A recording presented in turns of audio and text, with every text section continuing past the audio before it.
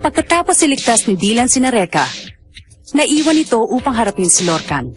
Samantalang sina Reka at ang kanyang mga kasama ay nakalusot naman sa maraming pagsubok bago nila nakita si Corey. Ang hindi nila alam ay may naghihintay pang pagsubok na magpapatingkad kay Reka at ang kanyang mga kasama. Corey, huwag ka masyadong mayabang. Hindi mo pa ako kilala ng gusto.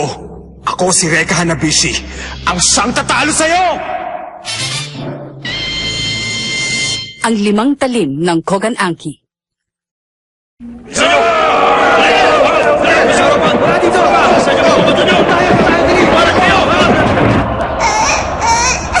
Huwag ka nang umiyak, Reka. Gagawin ko ito para lamang mailigtas kita. Kapag nakatakas ka, magiging maligaya na ako. Wala nang mahalaga sa akin kahit na mahuli pa nila ako. Basta't mabuhay ka lamang.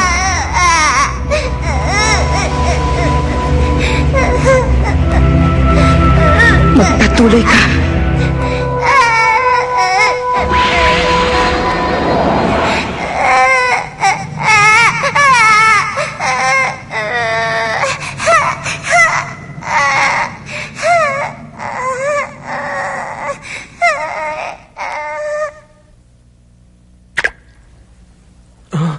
Panaginip.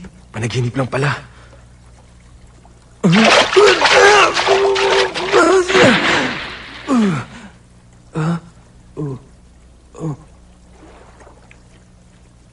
Ano ba talagang lugar to? Hoy, Reka! Ano pang ginagawa mo dyan? Marami pa tayong problema. Umahon ka na. Max! Lola! Ira! Mabuti naman buhay pa kayo. Kadiri, Imbornal yata yung nahulugan natin eh. Dapat siguro, maghanap na tayo ng daan palabas dito. Mali ka, Ate Ira. Hindi imbornal yung lawa na yan. Pero dyan naman nakatira yung nakakapaminsala at nakakatakot na halimaw. Nakakatakot na halimaw?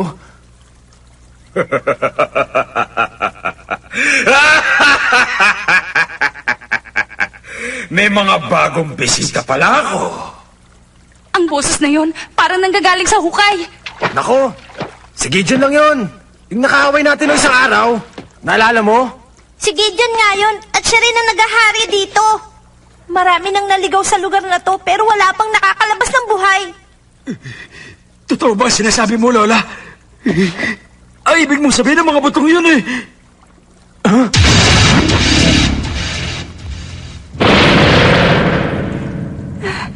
Patawarin niyo po ako sa mga kasalanan ko. Ano ba? Ayoko mag-iwan ng buto dito. Umalis na tayo ngayon sa lugar na to.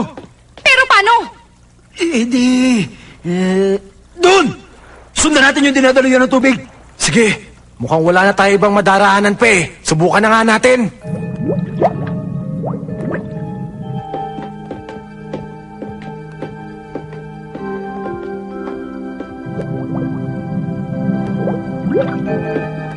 Ha? May gumagalaw sa tubig. Anong sabi mo, Lola? Ano yan?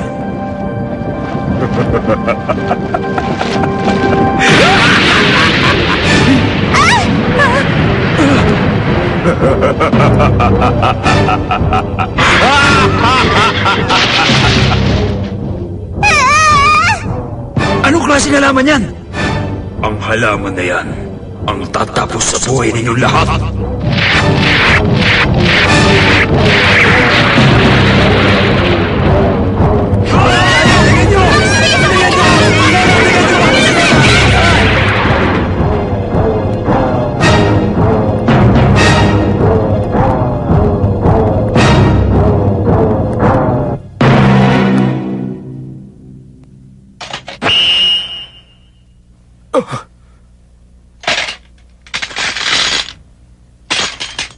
Ano yan? Ikalawang talim ng Kogan Anki. Ryo! Double scissor! Kakaiba. Ang sandata niya. Medyo matagal pag nagpalit ako mula sa isang sandata papunta pa sa isa. Pero sulit naman dahil dito pa lang tapos ka na. Ngayon, lipad!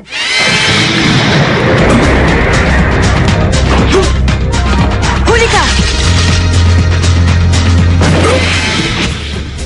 Matinik siya.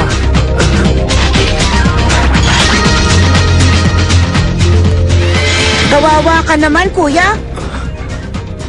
Hindi ka obra sa akin. Simple pa nga lang yung ginawa kong pagsugod nahuli na agad kita. Sorry ka na lang. Dahil hindi kita bubuhayin. Ngayon na!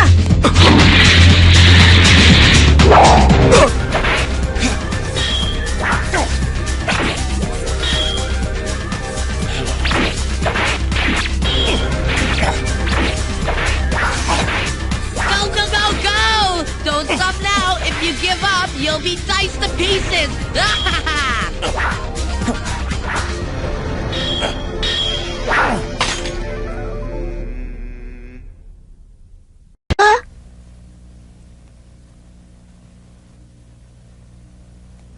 Marami na akong nalampasang pagsubok, bata. Hindi ako basta-basta papatalo sa isang katulad mo lang.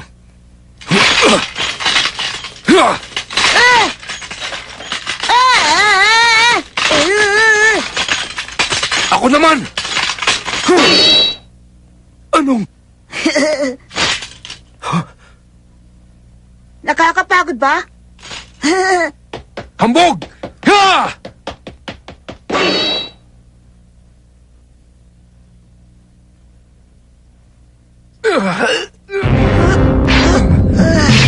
Nagbago na naman ang anyo.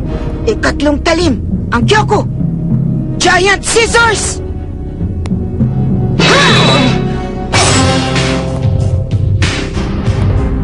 Hindi siya ordinaryong bata lang. May taglay siyang pambihirang lakas. At habang nasa kamay niya ang sandatang yan, mahirap siyang talunin. Kailangan kong makaisip ng paraan para maisang ko siya. Natulala ka! Pulutin mo na espada! Hihintayin kita! Huh? Mayabang talaga. Pero bata pa rin siya kung kumilos. Ang kaibahan lamang ay may taglay siyang kapangyarihan. Sige na nga, ipapaliwanag ko sa'yo. Maraming hugis ng talim ang kayang gawin ng sandata ko. Sa ngayon, 3 na ang naipakita ko sa'yo. Yung unang talim ang tawag, Kiba. Yung ikalawang talim, Ryu. At ikatlo, Kyoko. Marami pang pwedeng gawin tong sandata ko, pero sa palagay mo ba, tatagal ka hanggang sa huling talim?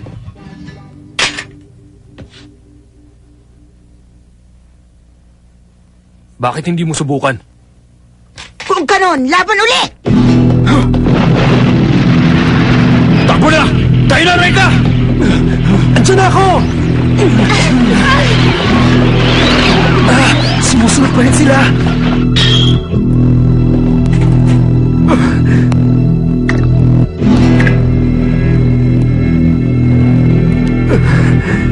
Wala nang silbi kahit nagamitin ko pa ang Itsui. Naiilagan lang niya ang aking mga tira. Hindi pwedeng mangyari ito. Nang magharap kami ni Reka, nagawa kong saktan siya ng gusto.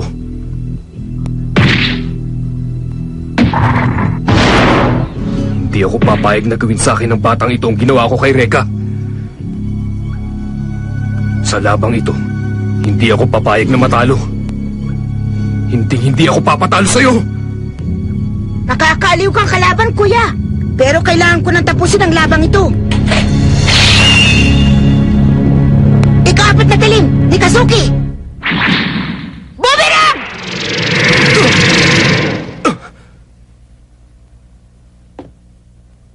Nawala.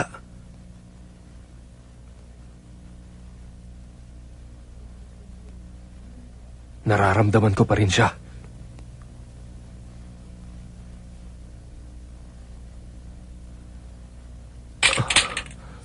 Itsui.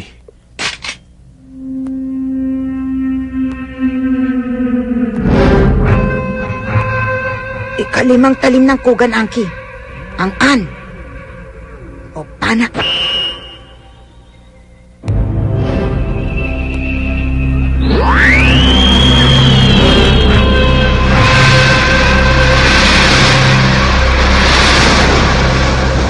Maka-epekto lang ng tubig na espada. Nag-aaksaya lang siya ng lakas. Alam na sa'yo.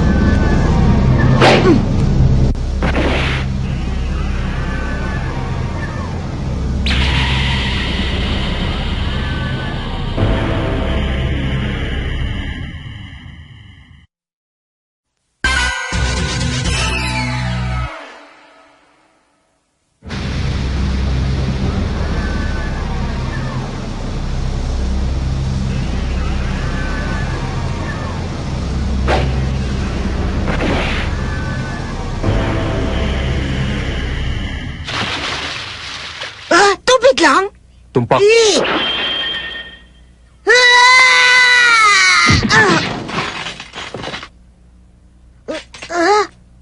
Tapos na ang laban. Ako ang nanalo. Kaya ngayon, magbabayad ka ng mahal. Dinaya ang iyong paningin ng aking insuwi at hindi mo na malayang nagpalit na ako ng anyo. Sa simula pa lang, Lorcan, alam ko na kung saan ka nagtatago. Pero maswerte ka pa rin dahil hindi ako masamang tao. Bubuhayin muna kita sa ngayon.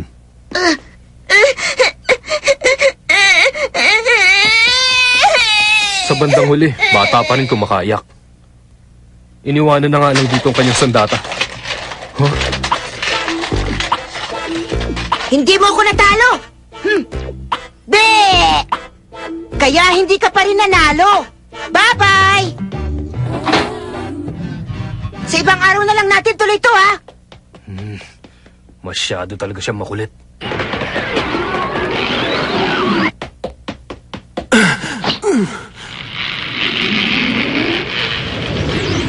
Flame power!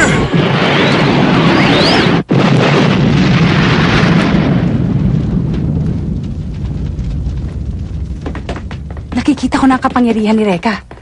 Mas malakas na siya ngayon kaysa sa dati. Unti-unti na lumalabas ang kanyang tunay na katauhan.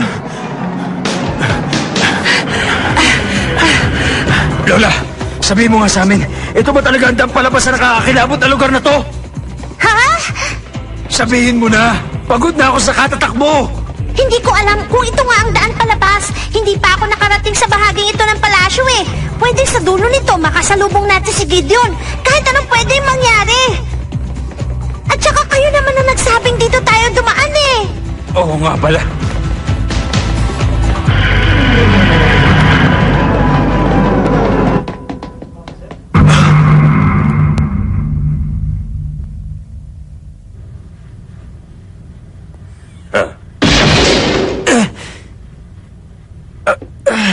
Ang liwanag naman dito. Wala na akong makita sa sobrang liwanag.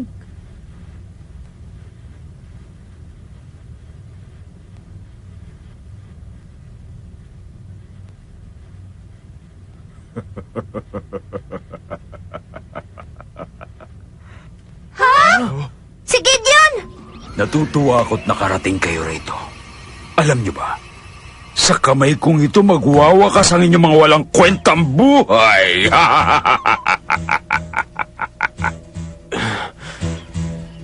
Wala na akong pakialam kahit na ano pa ang inyong kasarian. Babae man o lalaki. Lalo na ang babae. Wawasakin ko ang sinumang sagabal sa aming mga hangarin.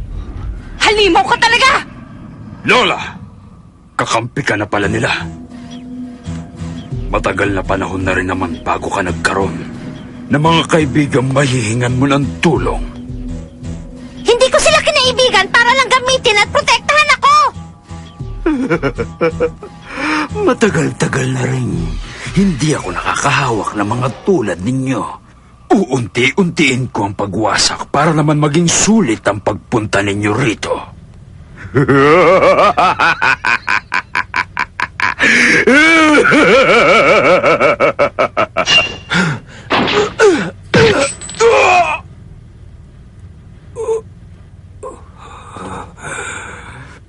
Talipandas! Alam mo ba kung anong ginawa mo? Ano ngayon sa akin? Gusto mo makatikim uli? Dadaan muna kayo sa aking mga kamay bago nyo marating si Master Corey. Alam ko na! Yan yung elevator na pwedeng maghatid sa atin si taas! Hindi kayo makakarating kahit saan dahil hindi ko kayo papayagang umalis. At isa pa, hindi kayo maharap ngayon ni Master Corey. Dahil abala pa siya sa ibang mga bagay.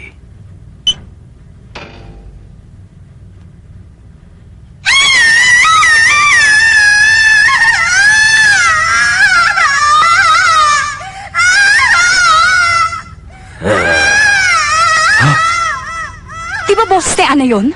Prinsesa! I love that sound. It gives me goosebumps. She's undergoing experiments now. Just listen to that. Probably electrical shocks all over her tender body. Poor Kore really wants to expose her true powers. He'll do all kinds of things to her. Ooh, I want to be part of it too. That soft, white skin. How I'd love to pierce her flesh with my branches. Oh, to squeeze those... Kami pang gustong gawin si Master Kore sa mahal mong prinsesa. Sabi ko, ako na lang ang magsasagawa ng mga eksperimento.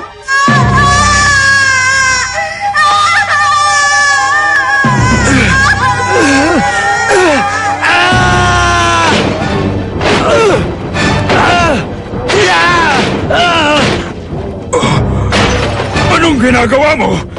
Tigilan mo yan! Huwag kang gamit ko!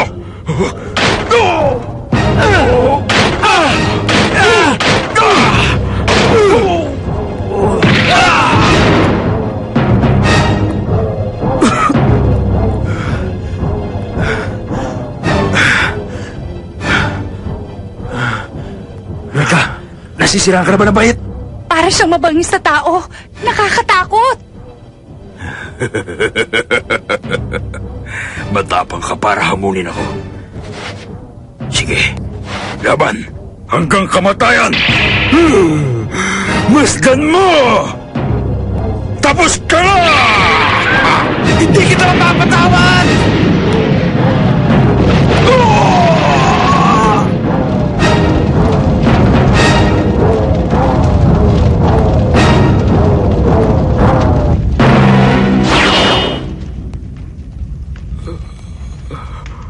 Pareho sila ng kapangyarihan ni Kuray. Hindi ko na makayanan ang apoy sa aking katawan.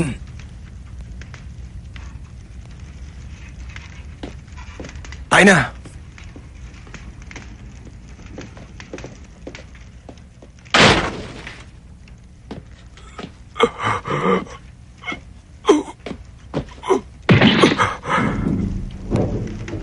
Mga sandali lang.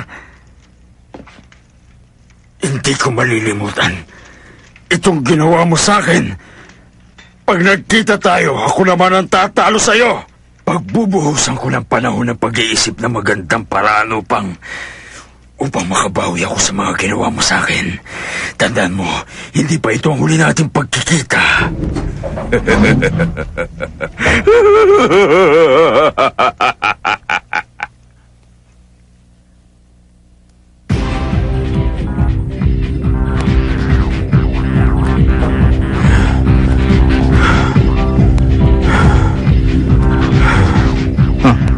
Paparating na pala sila.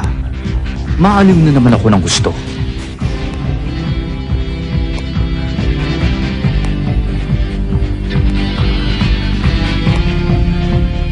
Master Gray, si Reka at ang kanyang mga kasama ay papunta na dyan.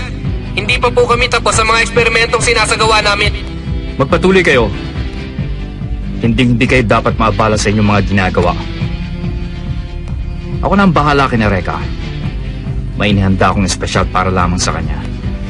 At isa pa, kapag hawak na natin ang babae niyan, tiyak na ang ating tagumpay laban kay Reka. Opo, Master! Balitaan niyo na lamang ako kapag may linaw na ang inyong mga ginagawa. Handa ka na ba? Handang-handa na ako makipaglaban. Reka, inahanga mo ako sa ginawa mo kay Gideon. Subalit isa lamang siyang ordinaryong alagad. Ako na ang tatapos sa'yo. Itong gantimpala mo!